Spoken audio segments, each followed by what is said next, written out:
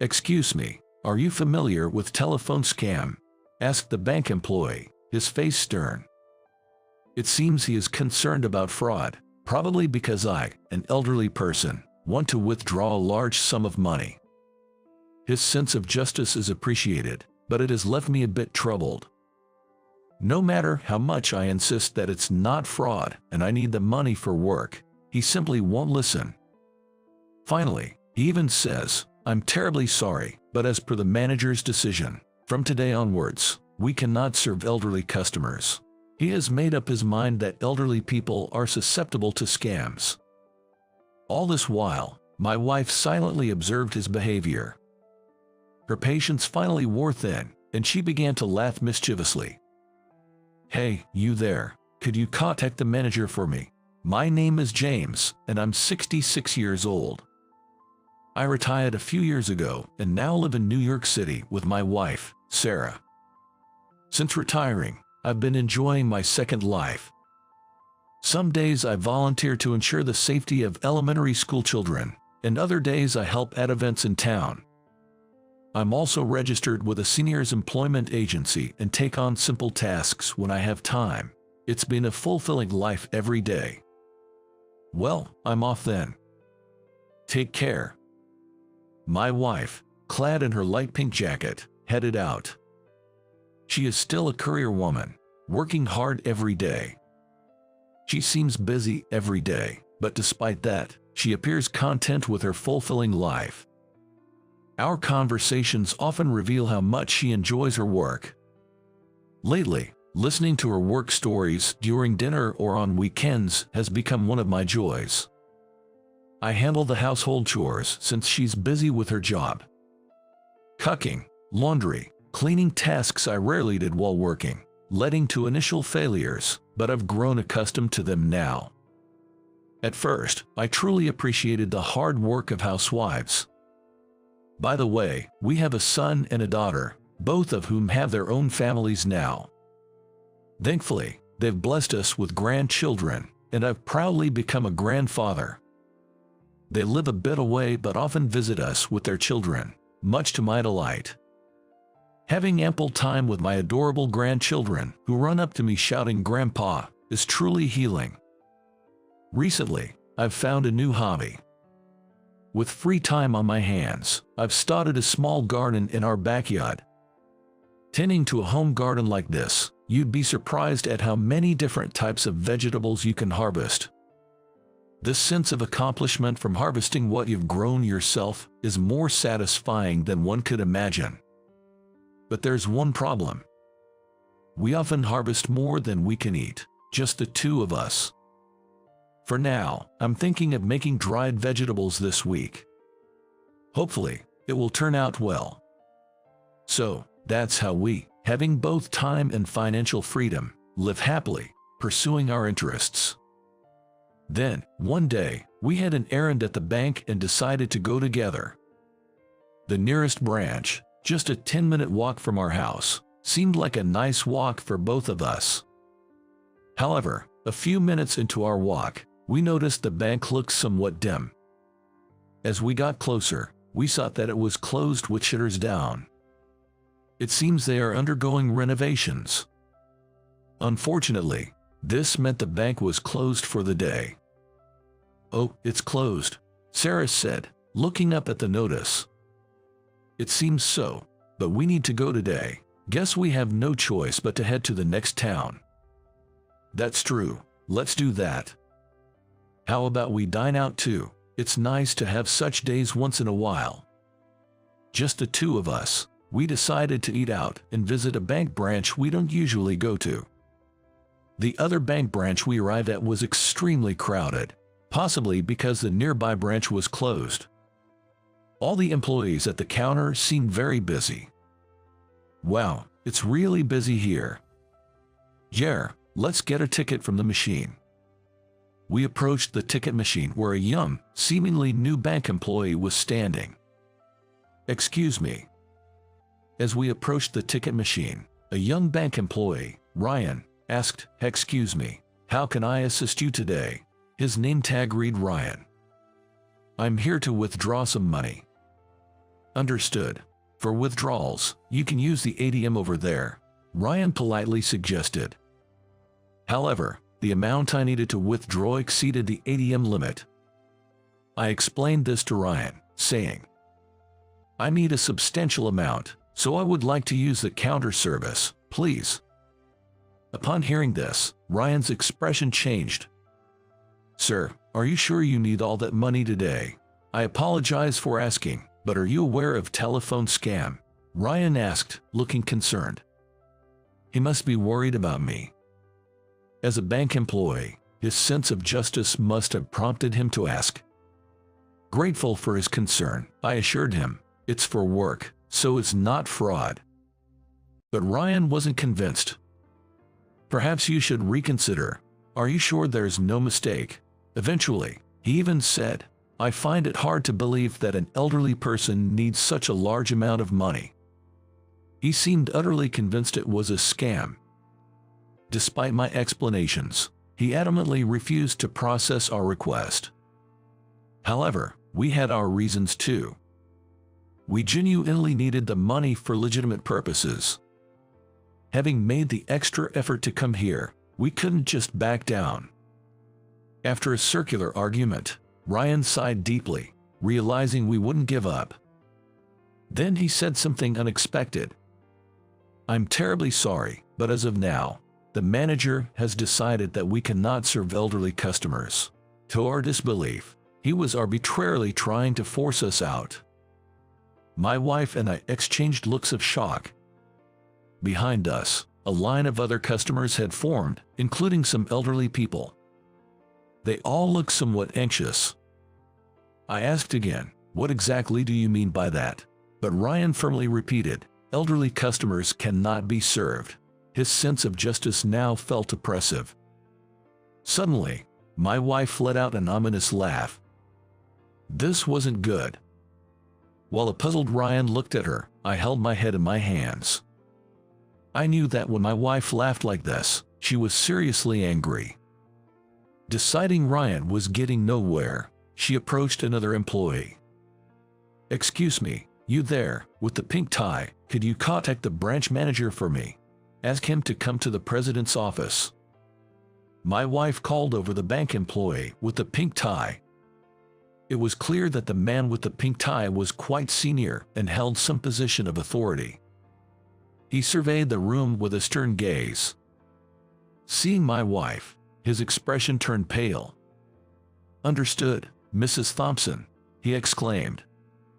The president of the bank, that lady. His sudden voice and actions stirred a buzz among the surrounding people. The bustling bank came to a momentary halt, and all eyes turned to us. Little did they know, my wife was the president of this mega bank. Today was her day off, but we had business at the bank. Unfortunately, our luck was out as the nearby bank was closed. Thinking it would be worthwhile to make the trip, we decided to visit this branch for an impromptu inspection. Ryan's face, having grasped the situation from his superior's behavior, turned from pale to ashen. I'm truly sorry for the disrespectful behavior. Deeply apologize, he said. In the president's office, the branch manager, Michael, apologized us deeply. Ryan, you apologize too, Michael instructed Ryan. It seemed like a big fuss over nothing. Standing next to my wife, who had erupted in anger, I watched Michael and Ryan. They apologized us again and again. Since entering the room, it felt like I had only heard their apologies. Why did you behave like that? My wife asked calmly, fitting of a president. Ryan, prompted by a glance from Michael, responded. Telephone scam is prevalent, and we were trained to be cautious, especially when elderly customers handle large sums of money. Of course, that's very important, my wife acknowledged. Ryan's caution was valid, but it was excessive. We're withdrawing money for a legitimate reason. Yes, you need to assess each situation carefully. Sometimes it's crucial not to jump to conclusions and to listen to others. Ryan, silenced by her words, hung his head. In fact, Ryan was the youngest employee at this branch. Perhaps that's why he seemed so anxious. Wondering what was driving his urgency, I asked him about it. He replied, "I wanted to make a mark for myself. I thought if I consulted a senior, they might take credit for it. Credit.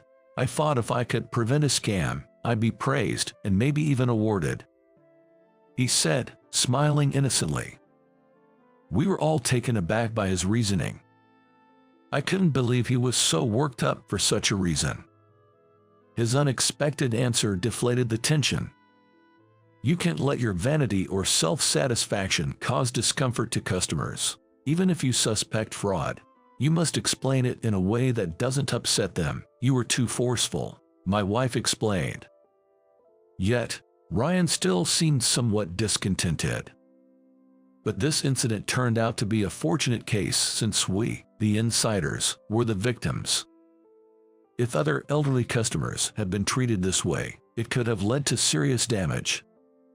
A lot of the elderly customers who use our banks in this area are wealthy, aren't they, Michael? My wife asked. Michael quickly nodded in agreement.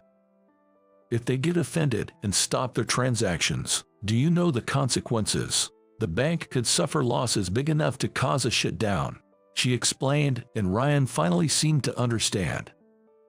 Realizing his mistake, he apologized once again.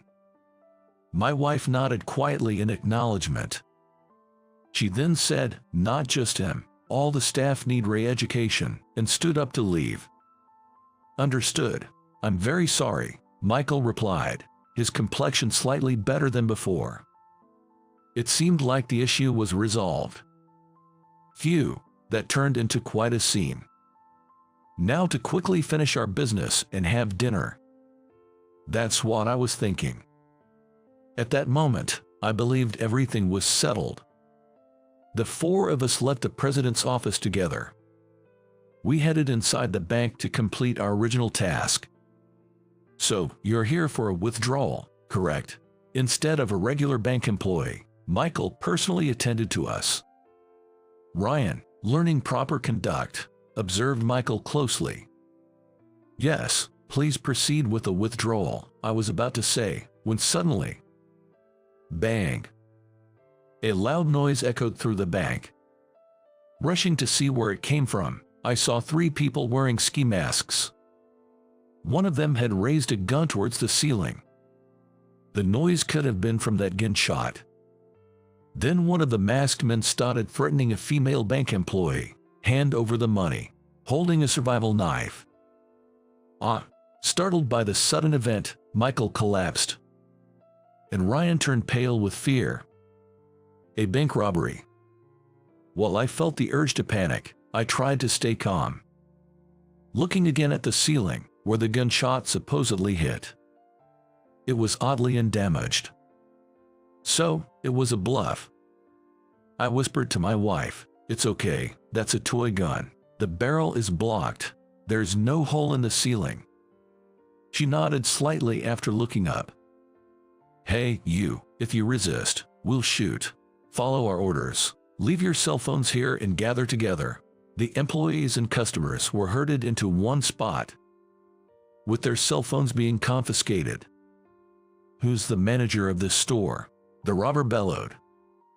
Hearing this, Michael let out another yelp of "Veek." Such an obvious reaction not only revealed he was the manager, but also made him an easy target for the robbers. As expected, the robber approached Michael and ordered, "Stuff the money in the bag." Michael trembled in fear, shaking uncontrollably. Helpless and frightened, he reluctantly followed the instructions. "Don't you dare call the police," the robber shouted, causing Michael to drop money and stumble in his panic. He must be in a panic. His work was slow and clumsy. Sweat glistened on Michael's face. Just as one of the increasingly irritated robbers approached Michael, about to shout at him again. "Nay na nay na." The faint sound of police sirens began to echo. Although it started off as a small sound, it definitely grew louder and was approaching our location. "Hey, who did it? Who called the cops? Bro, That's not the issue here. They are coming.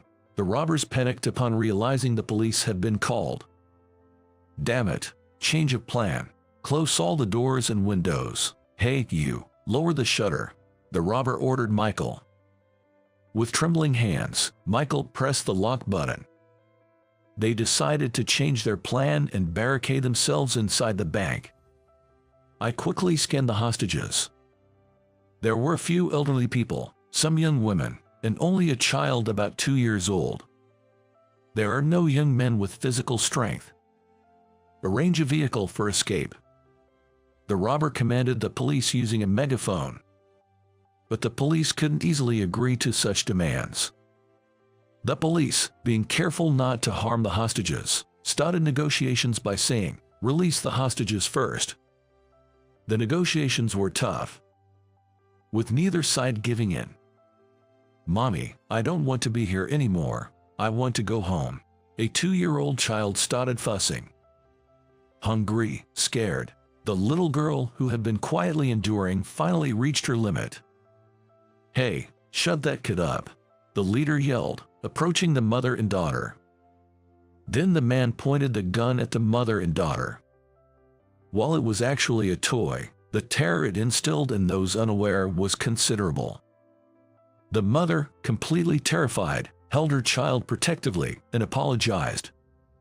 But the child was only 2 years old. Despite her mother's attempts to soothe her, the little girl eventually burst into tears. "Damn it!" The robber glared fiercely at the mother and daughter. "I'm sorry." As the mother spoke, an elderly woman approached the child. She spoke to the little girl in a gentle voice, making eye contact. There, it's okay." She then took a pair of gloves out of her apron pocket. The child stopped crying momentarily as she was spoken to. The elderly woman quickly turned the gloves into a puppet, capturing the child's interest. "Hello, what's your name? How old are you? You're so cute." The puppet talked as the woman moved her fingers. The girl, fascinated, stopped crying. The woman continued to speak to her gently. Soon, the girl began smiling and touching the glove puppet. The woman handed her the gloves, which she played with, pulling and inserting her fingers. Her mood greatly improved, no longer crying but quite happy. Seeing this, the woman said to the mother, "I used to be a daycare worker. I love children. She's adorable." The mother nodded in relief. Then, another elderly woman began to comfort the mother. "You're pregnant, aren't you? Are you okay?" she asked. The mother nodded slightly. I was curious how she knew. The mother's belly wasn't visibly swollen, and at first glance, she didn't look pregnant. But she was rubbing her stomach unintentionally. The woman had noticed that action and spoken up. The elderly woman surrounded the mother and child protectively. "This is no good place. It's not good for the baby to have stress," she murmured, glaring silently at the robbers in condemnation. The other customers joined in, casting cold stares at the robbers. Even the robbers seemed to feel a sting in their conscience under the silent reproach. I looked around the area. Could there be something here that could help resolve this situation? Then I noticed a cane, presumably brought by someone, lying a short distance away. It might be useful. I gently tapped a nearby elderly man. I discreetly pointed at the cane, making sure not to alert the perpetrator, towards the elderly man who turned to us and slightly tilted his head. Upon seeing that, the man turned towards us and nodded slightly. Then, he nudged another elderly man in the same manner. Having grasped the situation, he too turned towards us, grinning and nodding. At that moment, my wife Sarah suddenly stood up. "What do you want, old woman?" Startled by my wife's sudden action, the leader of the robbers yelled out. Unfazed by this, my wife stepped forward towards the robbers. "I am the president of this bank," my wife declared loudly and clearly. With a resolute stride, she handed her business card to the robber. Isn't one hostage enough? Just me alone, my wife asserted. Don't be ridiculous. Shut up, the robber retorted loudly, refusing to give in. But my wife continued embittered. Please release the others. There is a small child and a pregnant woman here. Some people are in poor health. If we get hurt or worse, it will only add to your crimes, she reasoned. The robbers were at a loss for words, confronted with my wife's valid argument. Boss, what do we do now? The henchmen looked to their leader for guidance, who seemed quite shaken. He appeared to be pondering the best course of action. Maybe we can keep this old woman as a hostage, but what if the cops come in while we're letting others go? It'll make our crimes worse. The robbers voiced their individual concerns. Amidst their chaos, the hostages remained silent, observing. But it was the leader who broke the disorder. Quiet, he barked at his underlings. His forcefulness brought an eerie silence to the room. Listen, if we don't get caught, it doesn't matter what crimes we commit. His irrational argument somehow unified the robbers' scattered thoughts. Now's my chance. The robbers, preoccupied with themselves, weren't paying attention to us. Seizing the moment, I, along with another elderly man wielding a cane, moved behind the robbers. What the? Surprised by our sudden movement, I didn't hesitate to twist the leader's arm. Ouch, stop it. I applied more pressure, pinning him down with my full weight. Now, he couldn't move. While the other robbers were stunned, the elderly man with the cane knocked their weapons away. Another elderly man kicked one of the robbers. The fragility of a group crime became apparent once their coordination faltered. Suddenly, the roles of hostages and criminals reversed. We successfully subdued the robbers. Almost simultaneously, police officers burst into the bank. Over here. The criminals are here. Apparently, someone had secretly contacted the police during our scuffle. An elderly woman, formerly a hostage, guided the police to us. As the police arrived, I released the robber and handed them over to the officers. Relieved that all the robbers was arrested without our injuries, I let out a sigh. That's when I locked eyes with the commanding officer. He quickly approached me. James, well done. We appreciate your help. He thanked me. Recognizing his familiar face, I couldn't help but smile. No wonder, he was Ethan, my direct subordinate. Or more accurately, former subordinate. Before retiring, I was a dedicated detective, and Ethan was one of my most trusted colleagues, always there to support me. As I was briefly explaining the incident, the bank employee Ryan hurried over. He said, James, you're incredible. I deeply regret my behavior and have been reflecting on it.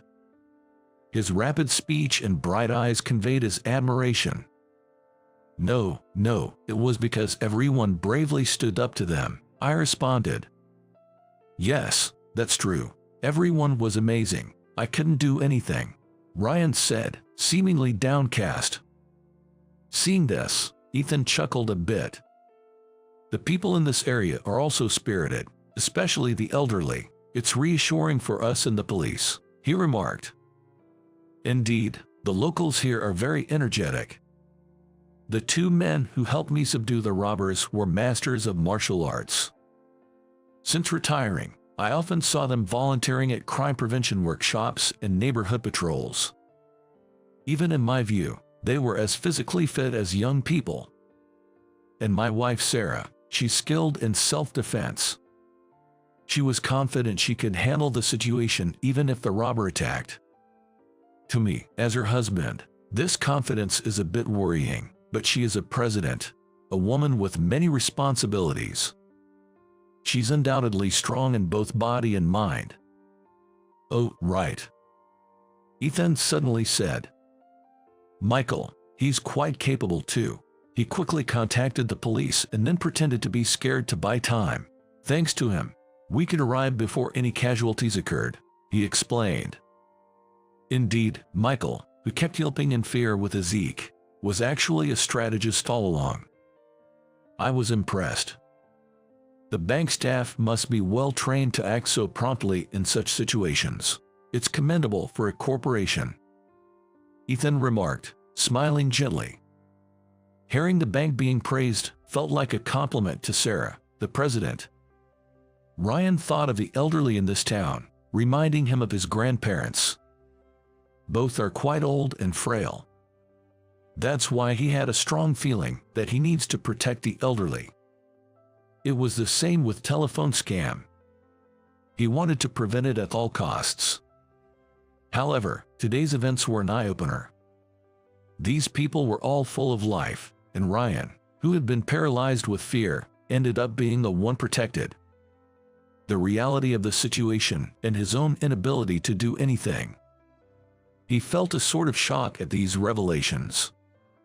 Seeing his demeanor, I spoke to him. We all want to stay healthy, but we never know what might happen to us, I said. Ryan started to respond, that's not true. Sadly, that's the reality. Tomorrow, we might be bedridden. That's why we should think and act as much as we can while we can, I advised. That's true, Ryan replied. Your desire to protect is admirable and appreciated, but don't view the elderly through a lens of age. Of course, there are those who genuinely need help, so it's best to offer assistance after understanding each person's situation, I suggested. Hearing this, Ryan realized that not all elderly are the same. It might have been a mistake to think of them as weak and in need of protection. Just like some elderly are energetic, there are young people who may be pregnant or have small children. Many have invisible ailments. I feel like Ryan had overlooked that fact. Ryan felt like scales had fallen from his eyes. Be kind and gentle to everyone, not just the elderly, Ryan murmured. Saying it aloud, it felt like a new motto had taken root in him. A sense of purpose and motivation began to rise within him. Ryan regained his original sparkle in his eyes. And so, the criminals were arrested and transported by the police. Finally, a sigh of relief. Today was truly eventful. As I heaved a sigh of relief, remembering the day's turmoil, I recalled our original purpose for visiting the bank. We hadn't yet withdrawn the money. Recently, my eldest daughter built a new house. And my eldest son's wife gave birth. There's also a grandchild's school entrance celebration. One expense after another, that's why we came here. Celebrations like these really require cash, my wife commented, looking troubled. Then Michael appeared, smoothing out his suit. With a gentle smile, he said, Sorry for the delay. How can I assist you now? After completing the celebrations for our children and grandchildren, our lives returned to peaceful normalcy. Spring is here. It's been quite warm lately, perfect for planting vegetable seedlings. Tomatoes, cucumbers, eggplants, ideal for summer vegetables. However, I remember last year's mistake. Last year, I miscalculated the amount to plant. As a result, I ended up harvesting a large quantity of cucumbers, even adding them to chicken soup. This year, I must be careful not to repeat that. But if there's an excess again, selling them as $1 vegetables might be an option. That sounds fun in its own way. Given that I'm controlling the planting amount, there might be some extra space in the garden. If there is, I'd like to plant sunflower seeds, my wife's favorite. I'm sure she'll be delighted. So, I start planning for the days ahead. As I do, the prospect of summer becomes increasingly exciting. Ping, ping. My phone chirped cheerfully on the desk. It was a notification for likes on a recent post. Lately, I've been into posting updates about my garden on social media. The likes came from my elderly neighbors. Like me, they're also curious and enjoy trying new things. We relish our days, filled with new discoveries in our later years. I want to stay that way too. I want to stay active and vibrant, even as I age. I aim to continue being helpful within my capabilities. I'm still in my prime, with plenty of dreams, hopes, and things to enjoy. Intending to walk a wonderful second life, hand in hand with my family and community. And with that thought, I resolve to live each day with enthusiasm,